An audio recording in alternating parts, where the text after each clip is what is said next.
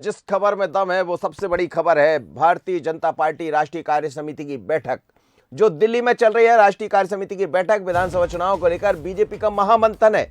BJP राष्ट्रीय कार्य समिति की 2 दिवसीय बैठक जारी है। एमपी छत्तीसगढ़ बीजेपी के कई दिग्गज जिसमें शामिल हुए। एमपी के प्रदेश अध्यक्ष वी डी शर्मा भी मौजूद है। एमपी की स्थिति को लेकर भी बन सकती है रणनीति। मिशन 2023 के साथ लोकसभा चुनाव को लेकर मंथन भी इसमें दिखाई दे रहा है। पूर्व सीएम छत्तीसगढ़ की बात करें तो पूर्व सीएम रमन सिंह, अरुण साव नेता प्रतिपक्ष मौजूद हैं। कल प्रधानमंत्री नरेंद्र मोदी कार्यकारिणियों के सदस्यों को संबोधित करेंगे। जाहिर है संबोधन के दौरान वो तमाम चीजें दिखाई देंगी जो केंद्र सरकार काम कर रही है, राज्य सरकारें काम कर रही है। कुछ नई बातें भी होंगी, लेकिन जैसा कहा जा रहा है कि आज की जो राष्ट्रीय कार्यकारिणी की बैठक है, तस्वीरें में आप देखिए कैलाश विजयवर्गीय नजर आ रहे हैं, राष्ट्रीय अध्यक्ष है जामवाल जी नजर आ रहे हैं और साथ ही प्रदेश अध्यक्ष वी डी शर्मा भी दिखाई दे रहे हैं। और ये वो नेता है जो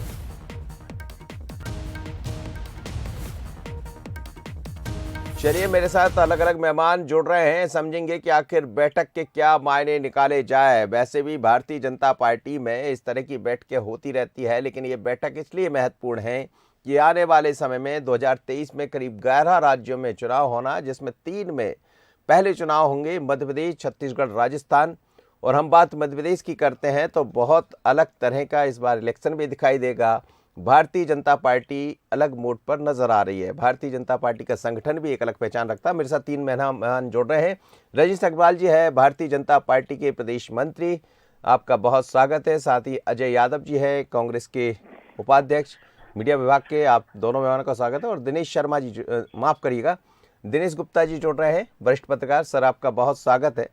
सबसे पहले दिनेश गुप्ता जी के पास ही चलना चाहूंगा। सर, ये जो बैठक चल रही है राष्ट्रीय कार्यकारिणी की बैठक ऐसे दौर में है, राष्ट्रीय कार्यकारिणी ऐसे दौर में हो रही है जब 23 भी सामने है, 24 भी है और फिर कार्यकाल भी पूरा होता दिखाई दे रहा है। चाहे राष्ट्रीय अध्यक्ष की बात करें, प्रदेश के अध्यक्ष की बात करें, क्या कुछ इस बैठक के बाद ये माने कि मध्य प्रदेश के खासकर समीकरण कुछ बदलेंगे या कुछ नई दिशा दिखाई देंगी?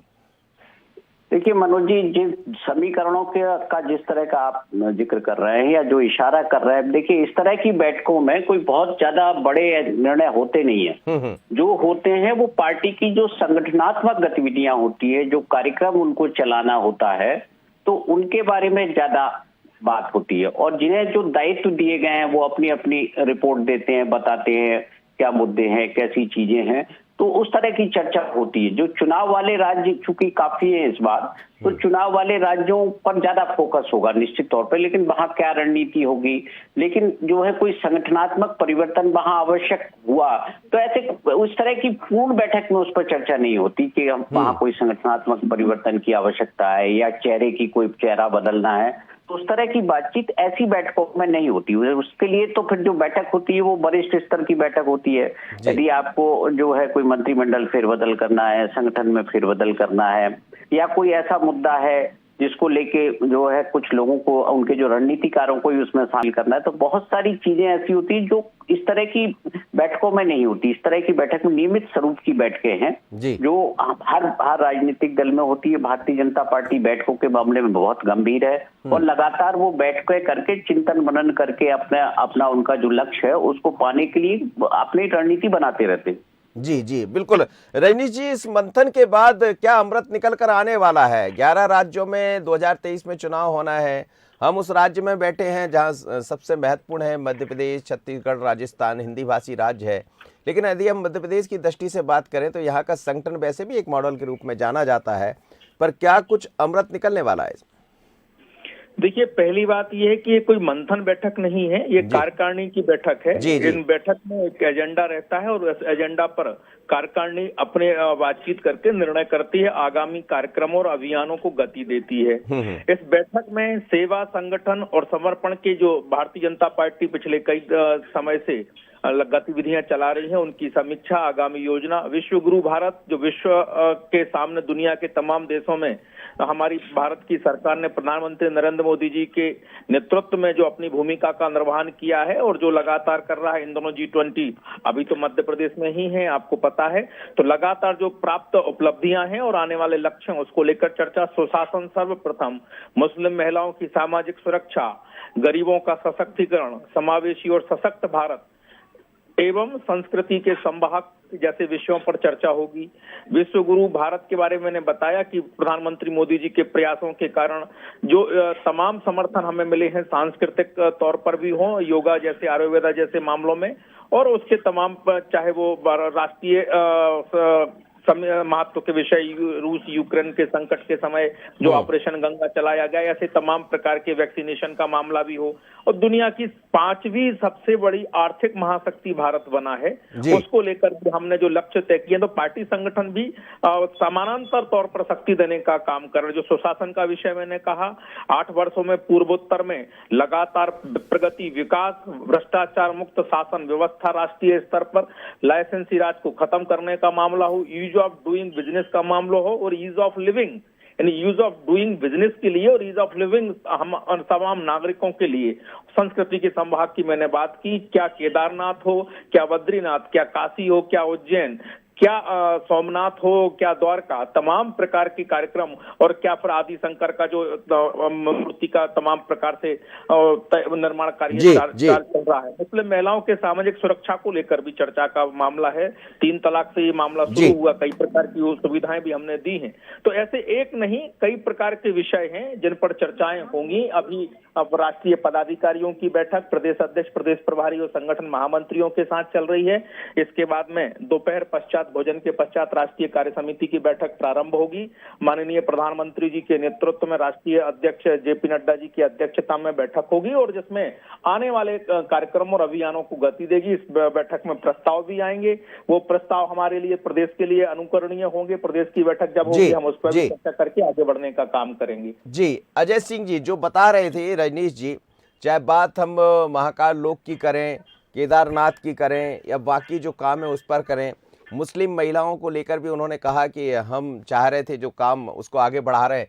सवाल यही है कि ये सब काम ही तो सीधे जनता को जोड़ते हैं अजय जी, जो कांग्रेस की चिंता बढ़ाते हैं। भारतीय जनता पार्टी का आंतरिक मामला है, वो अपनी बैठक करें, बैठक में जो भी निर्णय लेना हो वो उनका आंतरिक मामला है, हमें उससे कोई लेना देना नहीं है। लेकिन पिछले कुछ सालों में जिस तरह से भारतीय जनता पार्टी की नीति दिखाई दी है, ये बैठकें केवल औपचारिकता है। पार्टी केवल 2 लोगों के हाथों में रह गई है। चाहे कई राज्यों के मुख्यमंत्री बदलना हो, चाहे बड़े बड़े निर्णय हो, बिना किसी राष्ट्रीय कार्यकारिणी की बैठक के तमाम निर्णय ले लिए जाते हैं। राष्ट्रीय कार्यकारिणी को कहीं विश्वास में नहीं लिया जाता। सरकारें तो बन रही ना अजय जी। भारतीय जनता पार्टी में लोकतंत्र हो गया है समाप्त। अब ये बैठकें केवल खाना पूर्ति के लिए होती हैं, इस तरह की बातें जिनका जनता से कोई लेना देना नहीं है। भारतीय जनता पार्टी में ना लोकतंत्र बचा है, ना वरिष्ठ नेताओं का कोई सम्मान बचा है।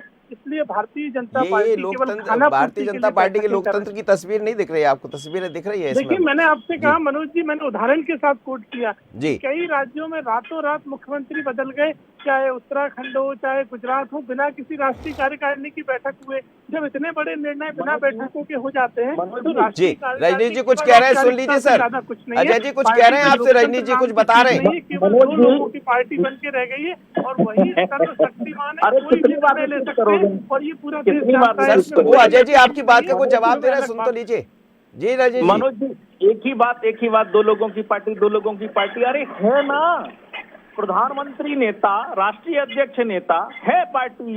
इसके पहले राष्ट्रीय अध्यक्ष नहीं अमित शाह जी, रजनीश जी राष्ट्रीय अध्यक्ष की बात हो रही है, अमित शाह मोदी जी की बात हो चुप रहे, नहीं तो फिर मैं अपनी बात बंद करूं। एक में अजय जी एक लाइन सुन लीजिए रजनीश जी, फिर मैं आपसे जवाब जी। जी सर। दीनदयाल डॉक्टर श्यामा प्रसाद मुखर्जी की भी पार्टी 2 लोगों की पार्टी थी, अटल जी अडवाणी जी की भी पार्टी 2 लोगों की पार्टी थी। सब लोग यही कहते थे, कहने दीजिए, आज तक राष्ट्रीय कार्य समिति की बैठक में, मैं खुल के कह रहा हूं, राष्ट्रीय कार्य समिति की बैठक में राज्यों के मुख्यमंत्रियों को बदलने के निर्णय नहीं लिए जाते, ना कभी लिए गए हैं और ना लिए जाएंगे, ना ये कोर्स का उनके विषय है जी, ना उनके कोर्स का विषय है। और हमसे कौन बात कर रहा है? कांग्रेस पार्टी, जो एक खानदान केवल एक खानदान की चापलूसी में लगी जुटी रहने वाली पार्टी, एक खानदान निर्णय करता है, वो हमसे पूछ रहे हैं अजय जी, वो हमसे पूछ रहे हैं।